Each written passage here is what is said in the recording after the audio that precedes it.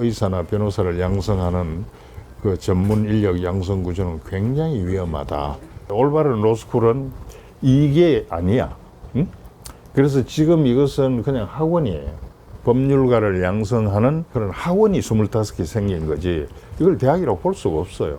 대학원이라고. 그게 이제 사이버 스페이스, 가상 공간에서 이루어지는 거래들, 모든 게 거래 아닙니까? 우리 다 거래거든.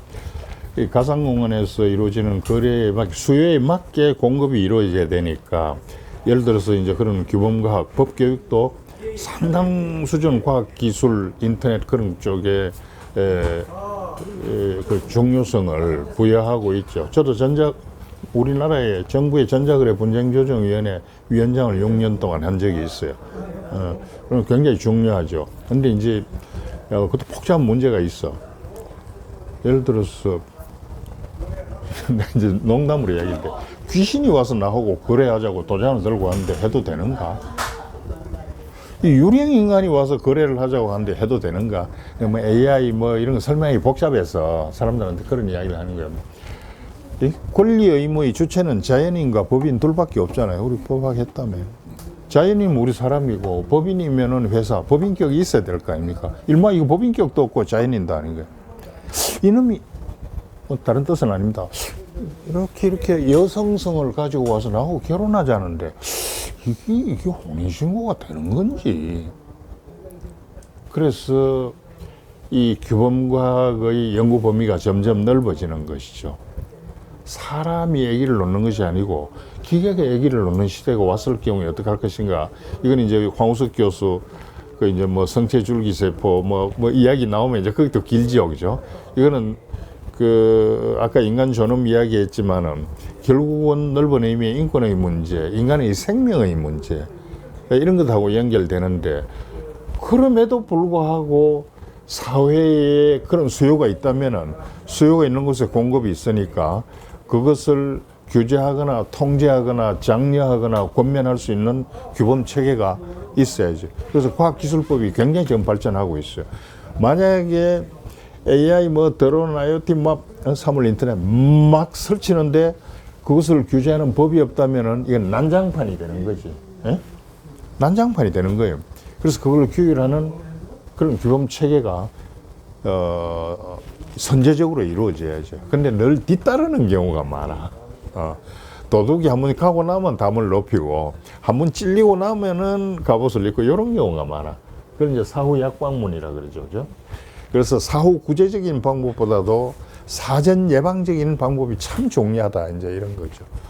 난 그런 교육이 절실히 필요하다고 생각하고 지금 상당 부분 그런 교육을 많이 하고 있습니다.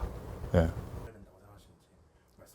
그 앞에 뭐 실사후시 무실역행 경세치용 이런 이야기를 내가 했는데, 시형적 그런 어떤 방향성을 이야기를 했는데 굉장히 중요합니다. 모의 재판 같은 건 중요해요. 우리가 연속 문제 풀잖아요, 시험 치기 전에. 그게 바로 형사 모의 재판, 뭐 상사 모의 재판 뭐 많이 하는데, 지금 근로기준법 이야기를 했는데, 모든 것이 우리가 근로관계 아닙니까? 사실 공장에 가서 일을 하고 뭐라 다 이렇게 고용, 노동이 있는 곳에는 당연히 계약이 있잖아.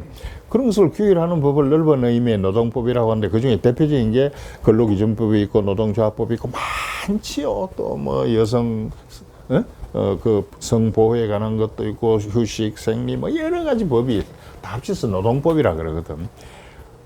우리가 사람이 태어나서 거의 대부분이 노동을 하게 되잖아, 불편하지 않는 한은. 그렇기 때문에 노동관계법을 모르면 모르는 것만큼 곤란을 겪는데, 모르니까 너는 그냥 손해를 봐라, 그래서는 안 되니까 이게 국가의 후견적 보호가 있는 거예요. 우리 기자님하고 나하고 계약을 하는데, 뭐 기자님이 아주 나하고는 열악하는 관계잖아요. 열등한 관계, 연루적 관계죠. 둘이서 약속하라고 하면은 아주 불리한 계약이 체결될 가능성이 많아. 그래서 어떤 경우에도 요 정도 이상은 기준을 맞추어서 계약하라고 딱 그 가이드라인이 정해져 있는 거예요. 예를 들어 보험 같은 경우도 마찬가지예요. 생명보험 드는데 뭐 한 달에 200만 원씩 보험료를 낸다. 죽으면은 1,000만 원밖에 못 받는다. 아이, 그거라도 받아서 뭐 사인해야지. 그러면 안 되지. 그러니까 보험법의 경우에도 국가에서 가이드라인에서 이 이하로 하는 건 안 된다. 어? 뭐 그 예외는 있습니다. 삼성전자는 그래 뭐 보호를 안 했대. 그 전문가들이 많으니까. 그러니까 기업보험이 아닌 개인보험의 경우에는 그 가이드라인이 있어. 이 노동도 마찬가지라 계약 자유 원칙의 예외예요. 그런 건 굉장히 중요한 거죠. 그 다음에 근로, 그 다음에 재판, 그 모의 재판 같은 것은 꼭 법대가 아닌, 지금 그 공과대학 같은 데도 변리사 시험 준비하는 학생도 있고 해가지고 거기서 민법이나 그 다음에 아까 이야기한 과학기술법 이런 것을 가르치거든. 그 다음에 상대에서도 세법이나 뭐 이런 것을 배우지 않습니까? 근데 내가 법대 교수니까 자꾸 법 이야기하고 말이야. 저 사람도 직역 이기주의네. 그렇게 이야기하지 말고 지금 초등학교에서 헌법 배운다는 뭐 말이 배우는 거지. 헌법이 이런 거다라는 그런 중요성만 인지시키는 거지. 이제. 뭐 법만 중요한 것이 아니고 그 기초 인문과학, 기초 인문, 기초 자연, 기초 사회가 특히 문사철 이런 게 중요하죠. 내가 좀 정확하지는 않은데 미국은 일주일에 3시간 역사를 배운다 그래요. 우리는 고등학교 6학기 동안 한 학기 한 2-3시간 배우나? 얼마들 200년, 250년 밖에 없는데 우리는 5,000년이라도 이 모양이니. 그래서 뭐 역사에 관한 이렇게 문사철이라는 게 뭐 우리가 다 아는 거 아닙니까? 그죠? 그렇게 해서 지금 모의 재판 같은 것도 그렇고, 그 다음에 근로기준에 관한 것도 얼마든지 우리가 엑서사이즈 할 수 있어요. 야, 네가 사장이고 내가 야, 그래는 안 된다. 뭐 이렇게 해가 서로 이렇게 근로계약서도 써보고, 그런 실험을 하는 것은 아주 좋은 현상이죠. 예. 대한민국 법이 쉽게 이야기하면은 우리 어머니가 낳은 자식이 아니야. 신라시대 백제시대 때 고려 2조 거쳐가지고 만든 법이 아니고 외국에서 수입한 법이야. 근데 그게 수입하는데 중개상이 일본이었어. 근데 자꾸 우리가 일본법 하는데 일본법이 원래 이제 독일 불란스법을 가져왔거든. 명치유신 이후에. 명치유신이 그건 일본이 잘한 것 같아. 명치유신이 딱 일어나고 나서 가장 우수한 젊은이들을 독일, 프랑스로 보낸 거예요. 거기 가서 과학 기술을 가르치는 게 아니고, 물론 그런 것도 되지만 그쪽 법 체계를 익혀가지고 한 거야. 그래가지고 와서 우리 지금 헌법, 민법 하는 용어 있죠. 그거 다 일본 사람들이, 이건 장사에 가니까 상법 하자. 이건 우리 형사에 관한 거니까 형법 하자 했는데, 이제 우리 민법은 이걸 뭐라고 해야 될지 몰랐는 거라. 왜? 온갖 게 다 있잖아. 물권, 채권, 친족, 상속, 온갖 게 다. 이걸 뭐라고 할까? 도저히 결론이 안 나가지고 사람이 살아가는데 필요한 모든 법이, 생활에 관한 모든 법이 다 들어있으니까 시민법으로 하자 했다가 나중에 시자를 빼고 민법이 된 거예요. 그게 무슨 이야기인가 하면은 일본 사람들의 체형에 맞게 장명을 하고 센텐스를 만든 거예요. 리걸 센텐스를. 그러니까 내가 봐도 이상한 게 참 많아. 일본은 아는지 모르는데 사중부정이 있거든. 읽다 보면 나자빠집니다. 이게 무슨 말인지 몰라가지고. 그래서 지금 우리 해태라든지 게을리했다 할 때 여러 가지 일본 용어가 많죠. 이제 다 일본 한자 용어인데 그걸 고쳐야 돼. 내가 처음에 교수가 됐을 때 내가 정년하기 전에 이거 싹 다 고치겠다 했는데 그만한 오소리티가 없더라고. 근데 그게 한자로 나와 있어도 어려운데 요새 교과서 보니까 순 한글이라. 그럼 난 지금 대한민국 법대 학생들 천재라고 생각해. 그걸 한글로 어떻게 이해를 하는지 나는 잘 모르겠어. 그러니까 이게 이제 대한민국 법이라는 것은 민족의 혈맥이라고 그랬잖아요. 사비니가 그랬잖아. 안톤 티보와 사비니의 법전 논쟁, 이 법대 학생들은 다 아는데, 우리 이거 피 흐르는 이거하고 같아. 민족의 혈맥이야. 그러니까 인위적으로 묻고 많이 쏟고 할 수가 없는 거예요. 민족의 영혼이다, 이게 법이라는 게. 근데 이게 우리 민족의 영혼이 아니야, 이게 지금. 그런 게 있어. 근데 지금 이제 많이 우리화된 게 있지. 이제 거래를 하는 이런 이제 상법 이런 쪽은. 근데 우리라는 것을 대원군식으로 이해하면 안 돼. 다 글로벌 스탠다드가 있어. 왜?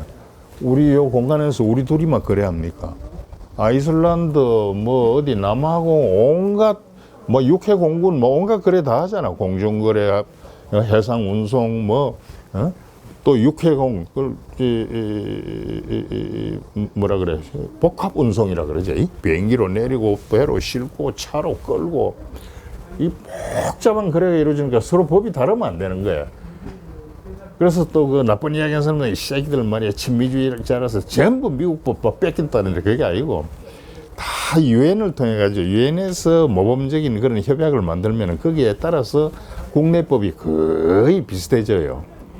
중국법하고 중국 그 기업법하고 한국 기업법 상법이 사회주의 체제로서 고칠 수 없는 한 몇 가지 빼놓고는 똑같아. 일본법하고 우리하고 거의 똑같아. 그래서 우리 법대 학생들한테 내가 회사법이나 뭐 육아정금법을 가르치고 나서 미국 갔더니 아이고 교수님 언제 그래 미국 법을 학부 때 다 가르쳐 줘가지고 유학 와서 편리하게 대학원 다닌다는데 내가 뭐 언제 미국 법 가르쳐.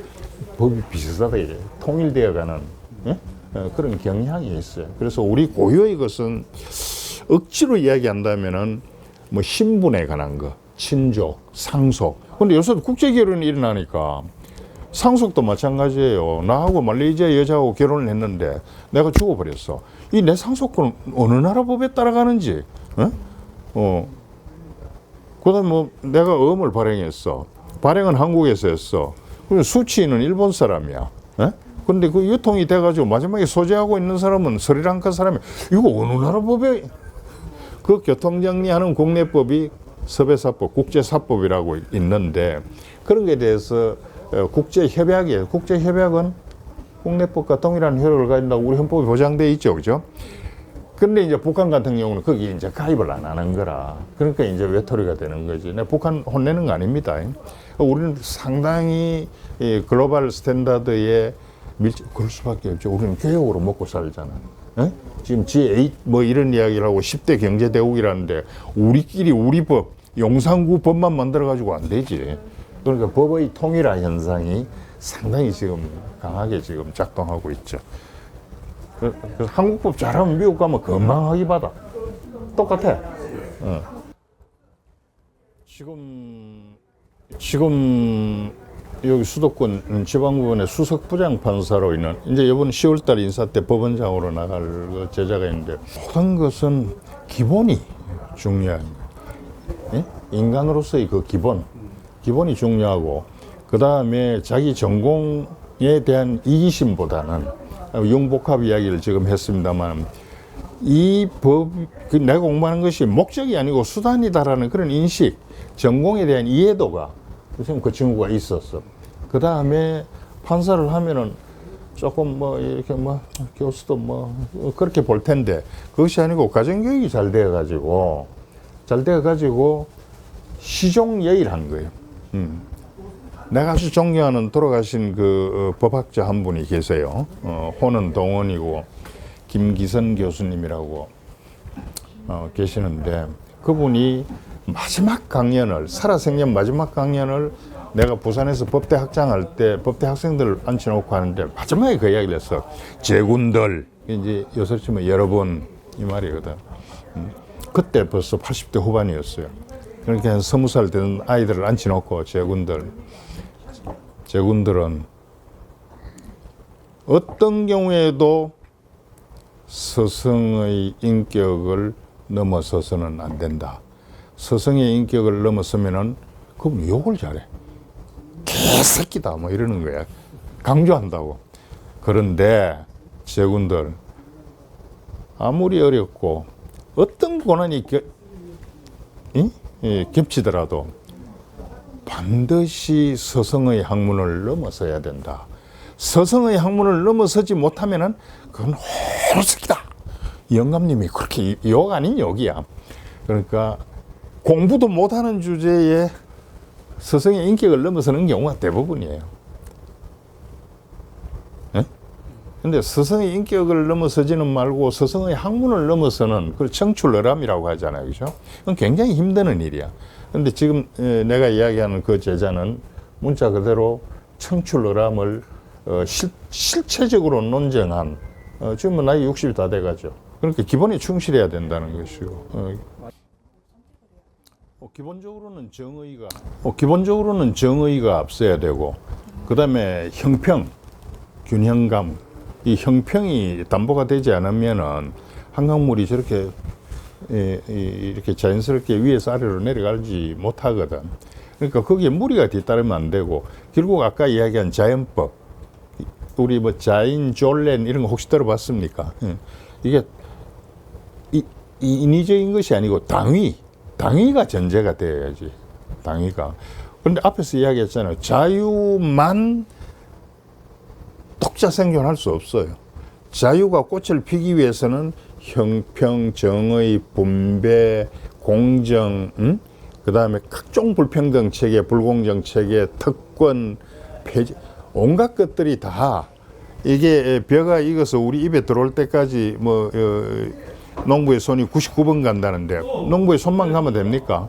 비도 제때 내려야 되고 일정한 몇천 뭐 일조량도 양도 있어야 되고 바람도 적당히 불어야 되고 토양, 탑소일의 성격도 이 맞아야 되고 물 다 그게 맞아야 되잖아요, 그죠?